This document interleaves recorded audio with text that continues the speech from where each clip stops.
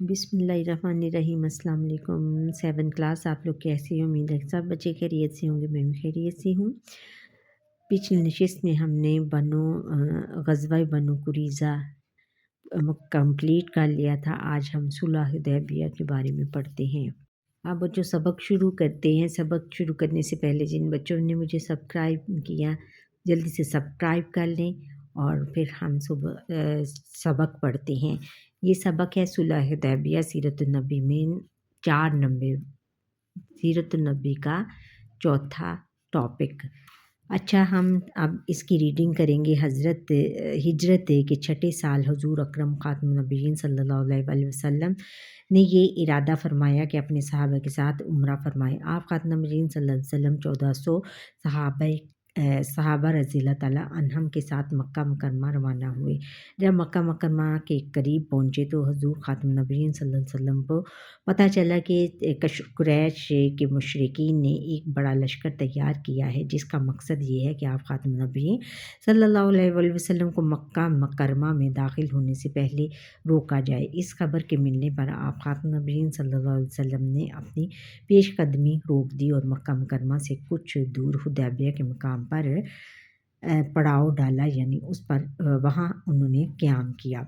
پھر ہے کہ صلح حدیبیہ کے مقام سے نبی کریم خاتم النبیین صلی اللہ علیہ وسلم نے حضرت عثمان رضی اللہ تعالیٰ عنہ کا اپنا سفیر بنا کر مکہ مکرمہ بھیجا تاکہ وہاں کے سرداروں کو بتائیں کہ ہم کسی جنگ کے ارادے سے نہیں آ رہے۔ اپنا سفیر یعنی اپنے سفارت کرنے کے لیے ان کو سفیر اس کو کہتے ہیں کہ پیغام رساں کو، تاکہ کہ ہم کسی جنگ کے ارادے سے نہیں آئے، ہم صرف عمرہ کرنا چاہتے ہیں اور عمرہ کر کے امن طور پر واپس چلے جائیں گے۔ حضرت عثمان رضی اللہ تعالیٰ عنہ مکہ مکرمہ گئے تو ان کے جانے کے بعد یہ افواہ پھیل گئی کہ مکہ مکرمہ کے کافروں نے انہیں شہید کر دیا ہے۔ اس موقع پر حضور نبی کریم خاتم النبیین صلی اللہ علیہ وسلم نے صحابہ کرام رضی اللہ تعالیٰ عنہم کو جمع کر کے ان سے بیعت لی، یعنی ہاتھ پہ ہاتھ لے کر یہ عہد کیا کہ اگر کفار مکہ مسلمانوں پر حملہ آور ہوئے تو وہ ان کے مقابلے میں اپنی جانوں کو قربانی پیش کریں گے۔ بعد میں پتہ چلا کہ یہ خبر جھوٹی تھی اور حضرت عثمان رضی اللہ تعالیٰ عنہ کو مکہ مکرمہ والوں نے روک لیا تھا۔ اس کے بعد حضور نبی کریم خاتم النبیین صلی اللہ علیہ وسلم نے قبیلہ خزا کے ایک سردار کے ذریعے قریش کے سرداروں کو یہ پیشکش کی کہ اگر وہ ایک مدت تک جنگ بندی کا معاہدہ کرنا چاہیں تو آپ اس کے لیے تیار ہیں۔ جواب میں مکہ مکرمہ کی کئی سفیر آئے۔ آخر کار ایک معاہدہ لکھا گیا جس میں یہ طے ہوا کہ حضور خاتم النبیین صلی اللہ علیہ وسلم اور قریش آئندہ 10 سال تک ایک دوسرے کے خلاف کوئی جنگ نہیں کریں گے۔ اس معاہدے کو صلح حدیبیہ کا معاہدہ کہا جاتا ہے۔ مشرکین مکہ کے نمائندوں نے صلح حدیبیہ میں صحابہ کرام رضی اللہ تعالیٰ عنہم حضور خاتم النبیین صلی اللہ علیہ وسلم سے بہت سی محبت اور آپ کی اطاعت کا عالم دیکھ لیا تھا۔ انہوں نے واپس مکہ مکرمہ جا کر بتایا کہ اس جذبے کو شکست دینا ممکن نہیں ہے۔ نمائندے خود بھی چاہتے تھے کہ مسلمانوں کے ساتھ جنگ بندی کا کوئی معاہدہ ہو جائے۔ حضرت علی رضی اللہ تعالیٰ عنہ اور ادب رسول خاتم النبیین صلی اللہ علیہ وسلم جب مسلمانوں کے کافروں کے ساتھ مذاکرات کامیاب ہو گئے اور صلح کی دفعات طے ہو گئیں تو حضرت علی بن ابی طالب رضی اللہ تعالیٰ عنہ کو یہ اعزاز حاصل ہوا کہ وہ ان کو تحریر کریں۔ نبی کریم خاتم النبیین صلی اللہ علیہ وسلم نے انہیں لکھوانا شروع کیا۔ علی لکھو بسم اللہ الرحمن الرحیم۔ اس پر قریش کے نمائندہ سہیل بن عمرو کو اعتراض ہوا کہ ہم کسی رحمان کو نہیں جانتے، آپ اس طرح لکھیں بِاسْمِکَ اللہم، یعنی تیرے نام سے اے اللہ۔ آپ خاتم النبیین صلی اللہ علیہ وسلم کے اشارے پر حضرت علی رضی اللہ تعالیٰ عنہ نے باسم کا اللہم کے الفاظ لکھ دیے۔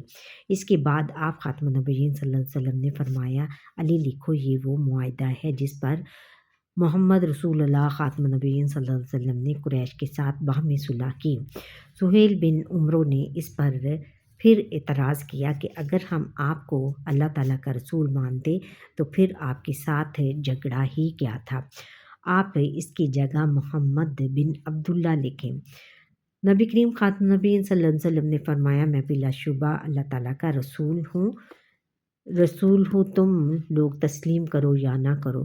پھر آپ خاتم النبیین صلی اللہ علیہ وسلم نے حضرت علی رضی اللہ تعالیٰ عنہ کو حکم دیا کہ وہ محمد بن عبداللہ لکھ دیں اور محمد رسول اللہ کا لفظ مٹا دیں۔ حضرت علی رضی اللہ تعالیٰ عنہ محمد رسول اللہ کے الفاظ لکھ چکے تھے۔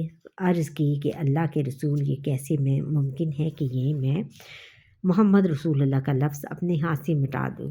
اس پر نبی کریم خاتم النبیین صلی اللہ علیہ وسلم نے خود اپنے دست مبارک سے یہ لفظ مٹا دیے۔ پھر حضرت ابو جندل رضی اللہ تعالیٰ عنہ اور افائے عہد یعنی عہد وعدے کا عہد، حدیبیہ کے معاہدے میں کافروں نے یہ ایک شرط یہ بھی رکھی تھی کہ اگر مکہ مکرمہ کا کوئی شخص مسلمان ہو کر مدینہ منورہ جائے گا تو مسلمانوں کے لیے ضروری ہوگا کہ وہ اسے واپس مکہ مکرمہ بھیجے، اور اگر کوئی شخص مدینہ منورہ چھوڑ کر مکہ مکرمہ آئے گا تو قریش کے ذمے یہ نہیں ہوگا کہ وہ اسے واپس مدینہ منورہ بھیجیں۔ یہ شرط بھی مسلمانوں کے لیے بہت تکلیف دہ تھی، اور اس کی وجہ سے وہ یہ چاہتے تھے کہ ان شرائط کو قبول کرنے کے بجائے ان کافروں سے اب بھی ایک فیصلہ کن معرکہ ہو جائے۔ ابھی یہ معاہدہ لکھا جا رہا تھا کہ سہیل بن عمرو نے اپنے بیٹے حضرت ابو جندل رضی اللہ تعالیٰ عنہ جو مسلمان ہو چکے تھے کسی طرح قریش کی قید سے نکل کر نبی کریم خاتم النبیین صلی اللہ علیہ وسلم کے پاس پہنچ گئے۔ سہیل نے انہیں دیکھ کر کہا، یہ پہلا شخص ہے جسے مسلمان واپس کرنے کے پابند ہوں گے۔ آپ خاتم النبیین صلی اللہ علیہ وسلم نے فرمایا کہ ابھی تو معاہدے پر دستخط بھی نہیں ہوئے۔ سہیل نے کہا کہ اسے واپس نہ کیا گیا تو میں معاہدے کیے بغیر واپس چلا جاؤں گا۔ نبی کریم خاتم النبیین صلی اللہ علیہ وسلم ہر حالت میں یہ معاہدہ کرنا چاہتے تھے، اس لیے آپ خاتم النبیین صلی اللہ علیہ وسلم نے ابو جندل رضی اللہ تعالیٰ عنہ سے فرمایا، دیکھو اللہ تعالیٰ تمہارے لیے کوئی اور راستہ نکال دے گا، صبر کرو اور اس آزمائش کو باعث اجر و ثواب سمجھو۔ ہم نے قریش سے معاہدہ کر لیا ہے، اب ہم اپنے وعدے کو توڑ نہیں سکتے۔ پھر حضرت ام سلمہ رضی اللہ تعالیٰ عنہا کا روشن کردار۔ کافروں نے صلح کی یہ شرط بھی رکھی تھی کہ اس وقت مسلمان واپس مدینہ منورہ چلے جائیں گے اور اگلے سال آ کر عمرہ کریں گے۔ تمام صحابہ کرام رضی اللہ تعالیٰ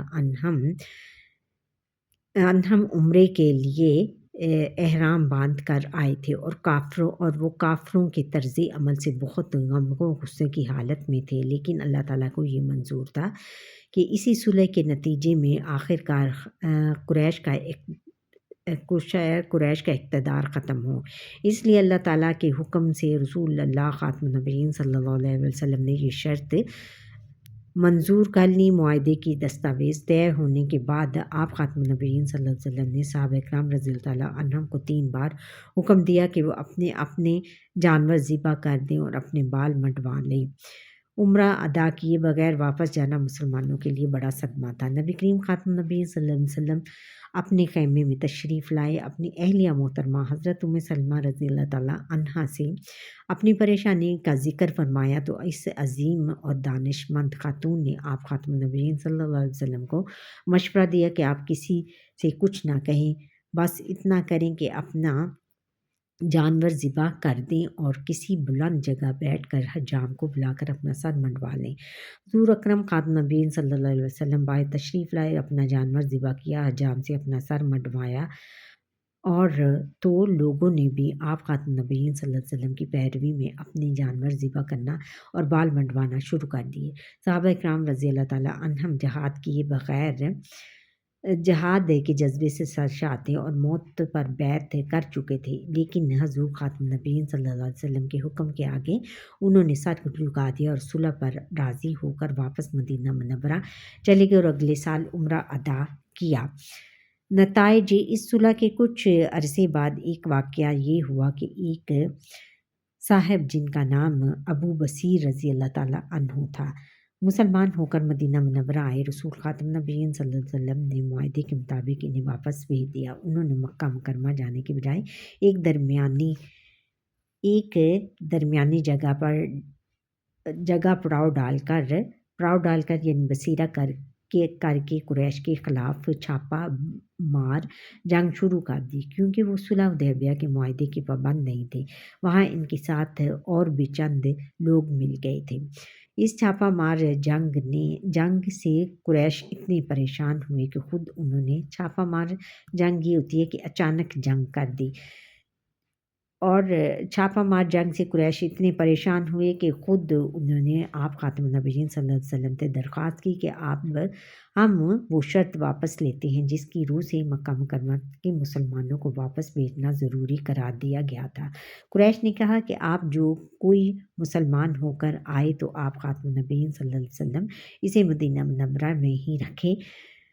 حضرت ابو بصیر رضی اللہ تعالیٰ عنہ اور ان کے ساتھیوں کو اپنے پاس بلا لیں۔ چنانچہ آپ خاتم النبیین صلی اللہ علیہ وسلم نے انہیں مدینہ منورہ بلا لیا۔ اس کے بعد یہ ہوا کہ قریش کے کافروں نے 2 سال کے اندر حدیبیہ کے معاہدوں کی خلاف ورزی کی، یعنی اس کے خلاف چلے گئے، ان کو توڑ دیا، جو ان میں شرائط تھیں اس کے خلاف انہوں نے کام کرنا شروع کر دیا۔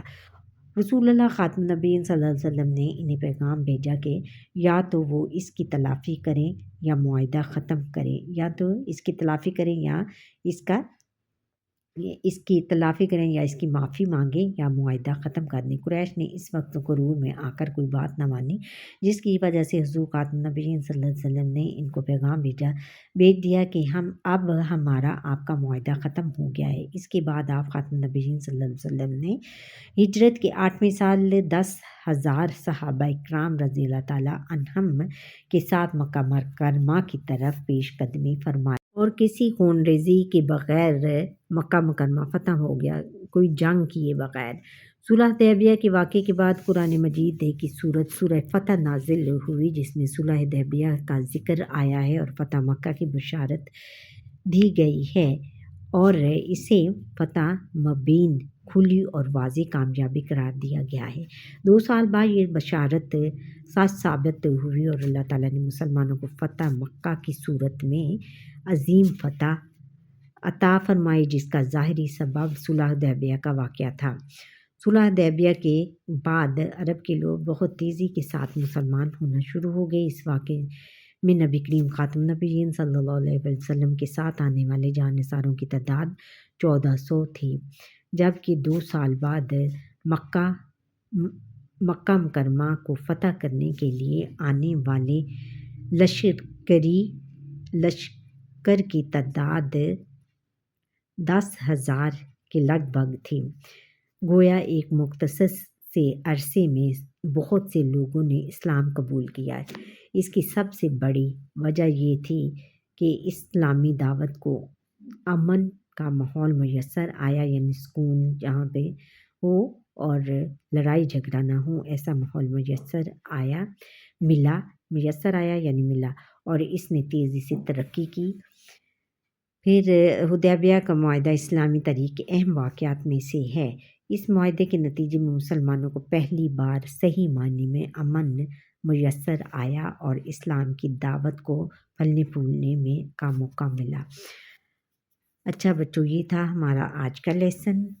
آئیے مشقی سوالات میں پہلا سوال ہے کہ درست جواب کی نشاندہی کریں۔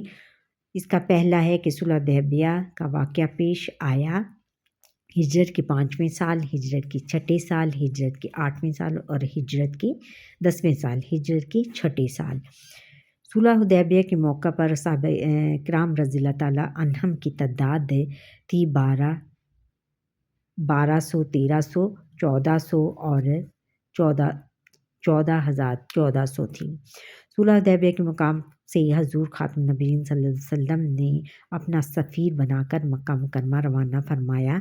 حضرت ابوبکر صدیق رضی اللہ تعالیٰ عنہ کو، حضرت عمر فاروق رضی اللہ تعالیٰ عنہ کو اور حضرت عثمان رضی اللہ تعالیٰ عنہ کو، حضرت علی رضی اللہ تعالیٰ عنہ کو، حضرت عثمان رضی اللہ تعالیٰ عنہ کو حدیبیہ کے معاہدے کی مدت طے ہوئی تھی۔